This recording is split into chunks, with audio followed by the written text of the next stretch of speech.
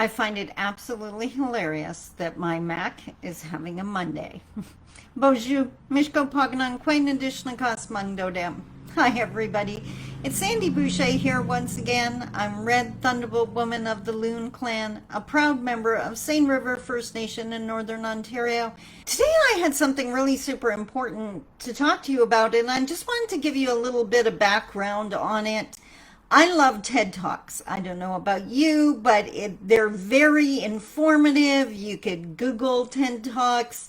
There's a whole website of on a variety of topics, and it just keeps me informed and allows me to learn new stuff. And I actually subscribe to their email list. So every weekend I get an email and it suggests 5 videos that they think I'd be interested in watching. And they're usually pretty accurate. So this weekend, I've got a note here so I get his name right. I watched a video by Theo E.J. Wilson. So he's a young, very outspoken, dynamic black man who realized, and I'm hoping all of you realize this, he realized that the algorithms on Facebook work so that if you are a very conservative person, like conservative in your politics, then they're going to show you, the program is set up to show you things that they think agree with your political mindset. If you're very liberal, the same thing. What that means is you're not seeing everything. You're seeing this tunnel vision. So he realized that what he was seeing as a black activist was very slanted, and he was running into white supremacists, these white people who were very actively against black people. And he, instead of hating, which would have been so easy for him to do, he wanted to understand.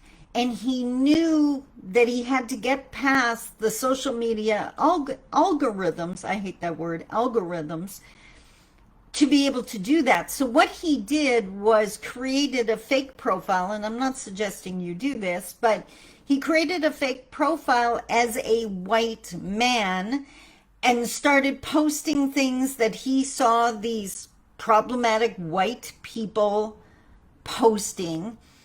And he ended up seeing a whole bunch of different things in his news feed.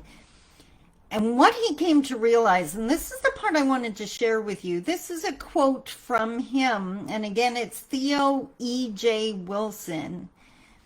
And the quote is, "Why should I be hated for who I cannot help to be?" And what he discovered, he ran into a lot of white males who felt they were now living in a world where to be a white male is to be hated. That people are going to assume you're prejudiced and assume that you're racist and all these other horrific things. And that got me thinking, if there's one thing I've come to realize in all my years of doing my work is that I run into way too many people who believe that they are a slave, they are helpless to their thoughts or their emotions. And that's just not true. What it requires is self-awareness. I am feeling this way. Why am I feeling this way? Why did I just have that thought? Why am I reacting this way? And starting to really get in touch with what's going on with you, so you can unpack it, and if it's problematic, discard it. So here's my question for today, because I know this happens, and I really think it needs to change. I was sitting on my front step all weekend just enjoying the sun and people watching. I love doing that.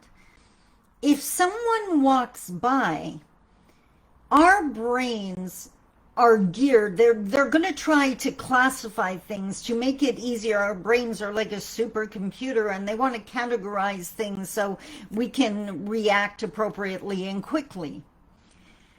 So when you see a person, our brains would automatically, male, female, or if they're more androgynous, that could be problematic. Race may play into it.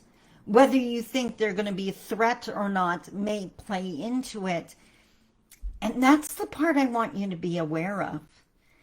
Because as Theo shared in his video, so often on sight, we see someone either that we hate in the extreme case or that we judge. And that just blows my mind. And I'm certain I did that at one point, and there's a really good chance I still would in some cases. And I hope to unpack that when it happens. What I'm suggesting we get to, and that's where I live now, is when you see a new person, it's like a present on Christmas morning. I don't know anything about this person, but if I wanted to, I could find out. If they wanted to let me in, I could find out.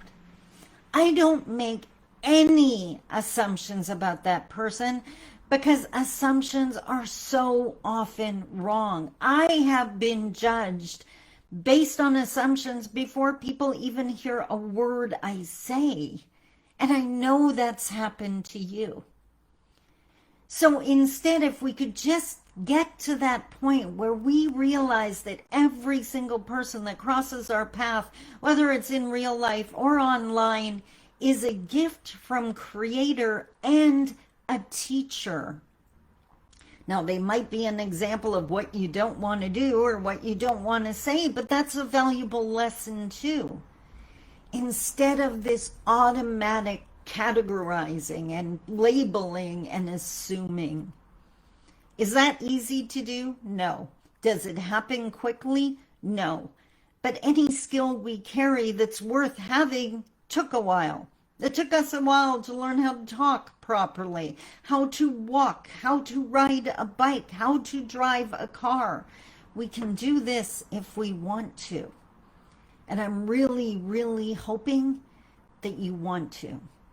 Because hate and judgment have got to go. And let's replace it with all these presents. I don't know about you, but I love receiving presents. And thanks to the change in my mindset, I receive them every single day, including you. I hope that made sense. I love you. I will see you tomorrow, hopefully, with a lot less computer problems. Take care.